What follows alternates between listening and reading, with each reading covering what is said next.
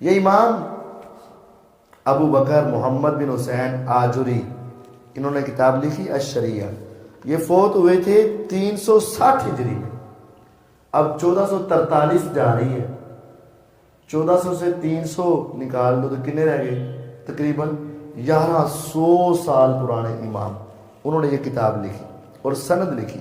کہتے ہیں مجھے میرے استاد ابو عبید علی بن حسین نے یہ واقعہ سنایا۔ وہ کہتے ہیں مجھے میرے استاد ابو الاشعث احمد بن مقدام نے واقعہ سنایا۔ وہ کہتے ہیں مجھے میرے استاد حماد بن زید نے سنایا۔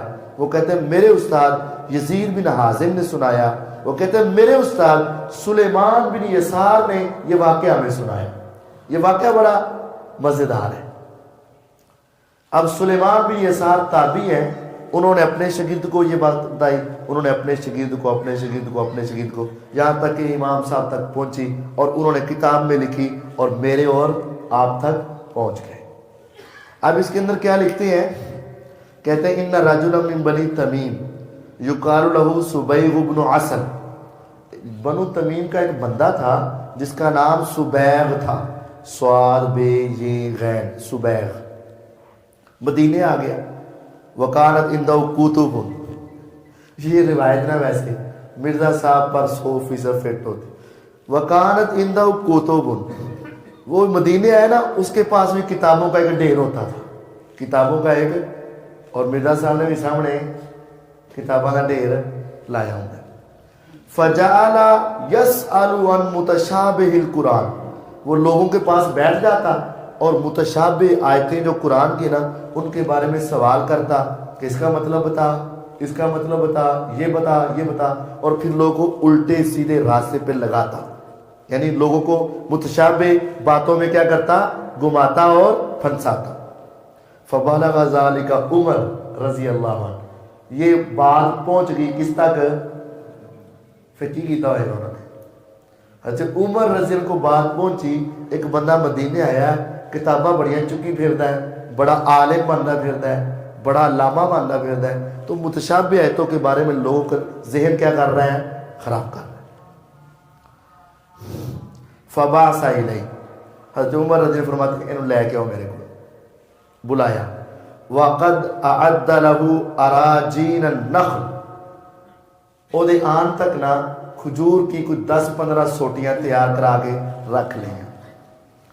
فلما دخل علیہ، جب ہی آیا، جالسا، ابھی بیٹھا ہے، فقال له عمر رضی اللہ عنہ، حضرت عمر رضی اللہ فرمانے لگے من انتا، کون ہے تو؟ کون ہو تم؟ کہا انا عبداللہ سبیغ، اللہ دا بندہ سبیغ ہاں۔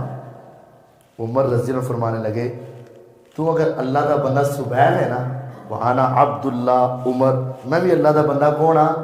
عمر۔ ثم اہوا الیہ، یعنی وہ اپنے آپ کو بڑا اللہ کا نیک بندہ، میں اللہ کا بندہ، اللہ کا غلام، اللہ کا نوکر سبیغ ہوں۔ فرمایا تو سبیغ ہے نا تو میں پھر اللہ کا بندہ کون ہاں؟ عمر۔ ثم اہوا الیہ، پھر آپ اس کی طرف گئے، فجعل یضربہ بتلک الاراجین، سوٹیاں نہ خوب مانجا لایا انہوں، فما زال یضربہ حتی شجہ، خوب پٹائی کی حتیٰ کہ اس کا سر پھاڑ دیا۔ فجعل الدم یسیل علی وجہ، اس کے سر سے خون اس کے چہرے پہ آ کے بہنے لگا۔ فقال حسبک یا امیر المومنین، کہنے لگا امیر المومنین بس کر دیو۔ کیوں کر دیو؟ فقد واللہ، اللہ کی قسم، ذہب الذی کنت اجد فی راسی، جو میرے دماغ کا کیڑا تھا وہ نکل گیا، وہ گندا خون نکل گیا۔ عمر ابن خطاب رضی اللہ عنہ فرماتے ہیں جو شخص آیات متشابہات کو لے کر دنیا کو گمراہ کرنا چاہے گا اس کی یہی سزا ہے۔ قرآن مجید میں آپ اپنے گھروں میں جائیں، سورۃ آل عمران پہلا صفحہ پہلا رکوع میں نکال کر پڑھے، فَأَمَّا الَّذِينَ فِي قُلُوبِهِمْ زَيْغٌ فَيَتَّبِعُونَ مَا تَشَابَهَ مِنْهُ ابْتِغَاءَ الْفِتْنَةِ، فتنے کا لفظ ہے کہ جن کے دلوں میں پہلے ٹیڑھا پن ہے وہ خاص خاص متشابہ آیتیں تلاش کر کے دنیا میں فتنہ پھیلانے کے لیے ان کے معنی مفہوم الٹ پلٹ کر کے دنیا میں بتاتے ہیں۔ آج یہ متشابہ آیات اور متشابہ احادیث کو پیش کرنا اور پھر اس طرح کے سوال کرنا اور اس طرح کے لوگوں کا ذہن خراب کرنا یہ حرام ہے، اور یہ انجینئر صاحب خوب کر رہے ہیں۔ اللہ ان کو ہدایت دے، یا اللہ تعالیٰ ان کے سامنے کہ عمر جیسا بندہ بھیج دے اور پھر یہ ٹھیک ہو۔